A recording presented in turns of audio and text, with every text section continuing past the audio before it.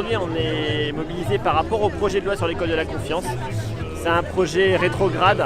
Alors je vais expliquer quand même en quelques termes ce qui amène nos collègues à se mobiliser très très fortement aujourd'hui. Tout d'abord, on a l'article 1 par rapport au droit de réserve qui est instauré par rapport aux enseignants. C'est quand même fort, donc on muselle la parole des enseignants, première chose. On a ensuite l'article sur la scolarisation obligatoire des élèves des 3 ans, qui en fait est un cadeau déguisé au privé. C'est un cadeau de 150 millions qui sera accordé donc pour le privé, car les mairies auront l'obligation de financer les maternelles privées, alors qu'elles n'avaient pas à le faire auparavant. Après, on a évidemment donc, ce fameux article qui est arrivé en commission, qui est avec la création des EPLESF, des établissements publics des savoirs fondamentaux. Alors c'est là, je pense que c'est le point de crispation et c'est le point mobilisateur de nos collègues. C'est-à-dire qu'on se retrouverait avec des conglomérats d'établissements, on aurait des écoles qui seraient sous la direction d'un collège.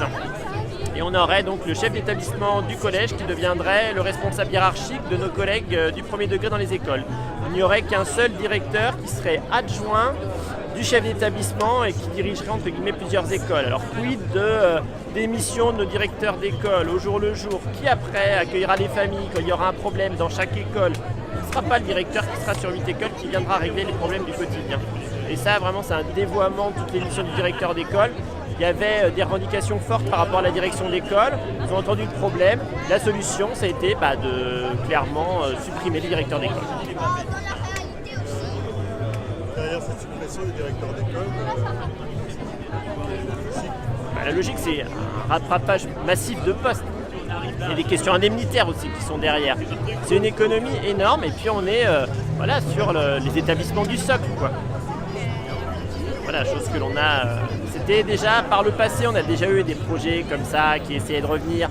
On avait eu sous Sarkozy, on avait eu la volonté de créer des EPEP, ça s'appelait. En fait, ça a été annulé ce projet. Et la personne qui était au ministère de l'Éducation nationale, qui n'était pas ministre, mais qui était responsable de la DGESCO, c'était un certain monsieur Blanquer qui aujourd'hui se retrouve ministre.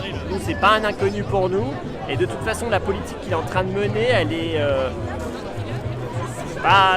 c'est pas nouveau, c'est quelque chose qui fermente, on va dire, depuis déjà un certain temps.